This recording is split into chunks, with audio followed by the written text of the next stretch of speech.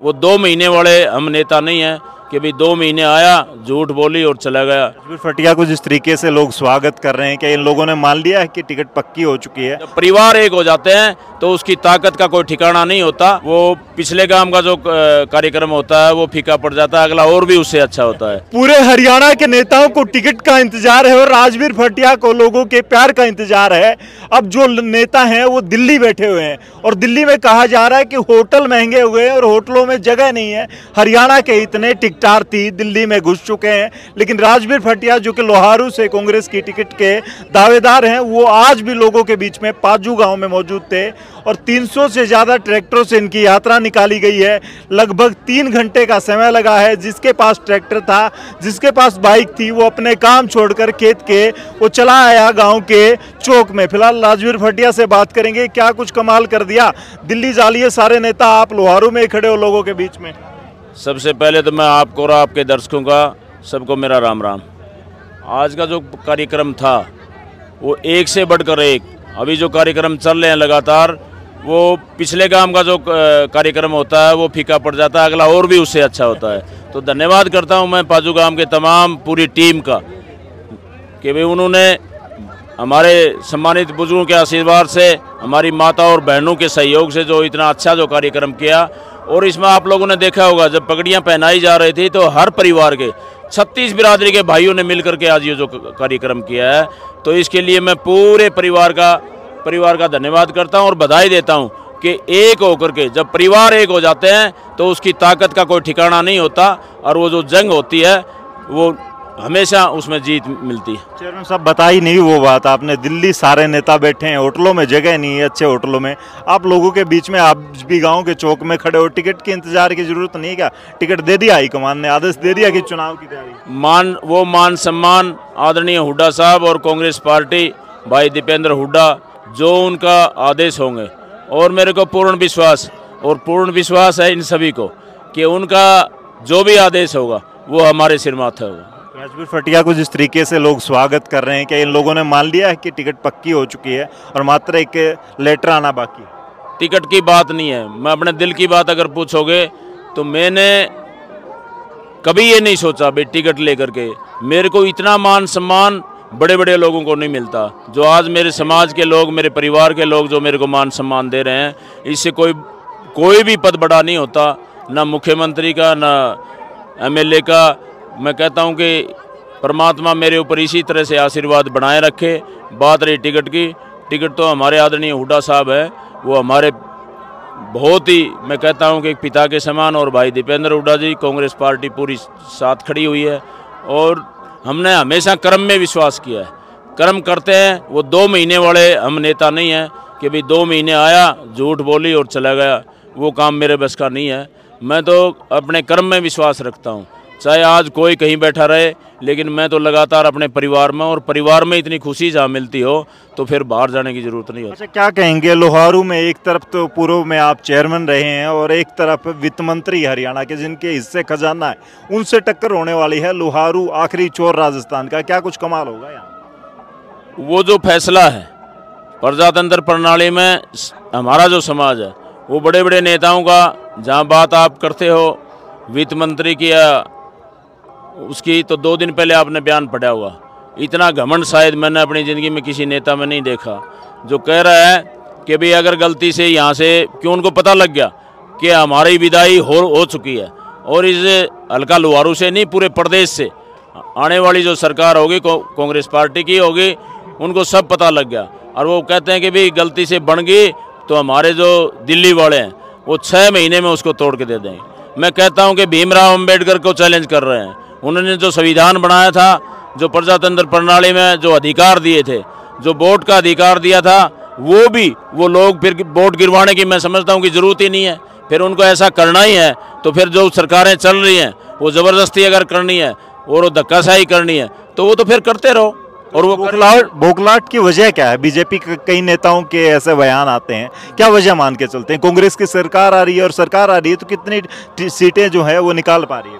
झूठ का कोई न कोई अंत होता है, झूठ के कोई पैर नहीं होते। आप कितनी झूठ बोलोगे? 15-15 लाख रुपए अकाउंट में आएंगे, किसान की आमदनी दुगुनी करेंगे, बेटी पढ़ाओ बेटी बचाओ का नारा इन लोगों ने दिया, 2.5 करोड़ नौकरियों देने का नौजवान साथियों के साथ इन्होंने वादा किया। एक भी वादा आज तक कोई पूरा किया हो तो जब चारों साइड से झूठ ही झूठ, तो फिर ये जो पोर्टल वाली सरकार है और इस पोर्टल वाली सरकार से पूरा प्रदेश दुखी है। तो आज ये जो बदलाव की जो लहर है, मैं समझता हूँ कि आने वाले जो 1 अक्टूबर का जो हमारा इलेक्शन का जो दिन है और 4 तारीख को उसका रिजल्ट जो आएंगे, उनको पता तो पहले ही है, लेकिन 1 तारीख को ये समझ लेना कि भाई बहुत बड़ा बदलाव होने वाला है। जी, क्या कुछ कहेंगे? यहाँ आप एक सामान्य से घर से निकले, घर में कोई व्यापार नहीं था, लेकिन आप व्यापार की तरफ गए और व्यापार में अच्छा खासा नाम कमा। इस इलाके के लोग आज भी बावड़ जाते हैं, गुड़गुड़ांव जाते हैं, दिल्ली जाते हैं या बाहर प्रदेशों में जाते हैं, उनके लिए कोई IMT वगैरह या यहाँ पर आप कोई ऐसी शुरू करेंगे बिजनेस वगैरह का, उद्योग वगैरह? सबसे पहले हमारे जीवन में शिक्षा और स्वास्थ्य है, ये 2 चीज़ सबसे ज़रूरी है। और शिक्षा के क्षेत्र में आपने देखा होगा, और रोज़गार, और जहाँ मैं खड़ा हुआ हूँ, हमारा प्रदेश की बात करूँ, चाहे मैं मेरे हल्के की बात करूँ, वो चाहे किसी भी जाति से हो, वो कृषि से जुड़ा हुआ है। किसान की जो दशा है वो आज आप लोग देख रहे हो, व्यापारी वो आप देख रहे हो। और जो मैं खास करके, समय कम था, नौजवान साथियों की आप बात करें तो रोज़गार आज इस प्रदेश में पहली बार कच्ची नौकरियां अगर किसी ने देने का काम किया तो इस BJP की सरकार ने किया। सबसे पहले तो आदरणीय हुड्डा साहब ने और कांग्रेस पार्टी ने जो अपने घोषणा पत्र में लिखा है कि भाई हमारे प्रदेश के 2.5 लाख पद खाली पड़े हुए हैं। सबसे पहले तो मैं कहूँगा कि रोज़गार के लिए आदरणीय हुड्डा साहब इस प्रदेश के मुख्यमंत्री बनेंगे 1 महीने के बाद, और सबसे पहले युवाओं के लिए रोज़गार के अवसर खुलेंगे और 2.5 लाख नौकरियां जो मंजूर शुदा पद खाली पड़े हुए हैं उनको अगर कोई देने का काम कर सकता है तो कांग्रेस पार्टी आदरणीय हुड्डा साहब कर सकते हैं। तो यहाँ के विकास की मांगे विधानसभा में पहुँचे तो उठाएंगे यहाँ, क्योंकि रेतीले टीले और राजस्थान से जुड़ा इलाका है अच्छा खासा, या कोई बड़े विकास की बात यहाँ पे होती नहीं? मैं तो एक बात दिल से कह सकता हूँ कि हल्का लोहारू का जो मान सम्मान होगा वो मेरे सभी 36 बिरादरी के भाइयों का होगा। मेरे को ना कोई नौकरी चाहिएगी। आज मैं आपके इस चैनल के माध्यम से बताना चाहता हूँ, इस वीडियो को आप सेव करके रखना। मेरे परिवार में और मेरे लिए ना तो मैं कोई नौकरी या 1 रुपये का भी अगर कहीं भी कोई कभी वो लग गया तो मेरे समाज का आदेश होगा और मैं उसका पालन करूँगा। भाई राजवीर फिलहाल क्या कुछ कहेंगे? कांग्रेस की टिकट का इंतजार सबको है, क्या राजवीर फटिया को जनता ने टिकट दे दी? क्योंकि दिल्ली जाने के बजाय जनता के बीच लगातार जा रही है। हमने तो दे दी थी इसको। जी, हमने तो टिकट की जरूरत है, हमारी टिकट तो हमारे बिचाड़ा है भैया, हमने और कोई टिकट की जरूरत नहीं है। हमारी टिकट तो 5.5 साल से हमारे बीच में है। हाँ, हुड्डा साहब ख्याल रखेंगे हमारा, ये जिला प्रधान है हमारे। हुड्डा साहब ने अगर कांग्रेस जितानी है लोहारू से तो भाई साहब की टिकट है तैयार। ऐसे ही है जी, ऐसे हमने तो दे दी थी चेयरमैन साहब को, हमने तो इसी गांव से हो नारे भी लगा रहे थे, माइक से भी बोल रहे थे, सारे ट्रैक्टर खेतों का काम छोड़ के आगे। गर्मी में सबके पसीने छूट रहे हैं, वैसे तो दूसरे नेताओं के छूट रहे हैं, इस गांव वालों के पसीने राजवीर फटिया के लिए छूट रहे हैं। क्यों इतना प्यार?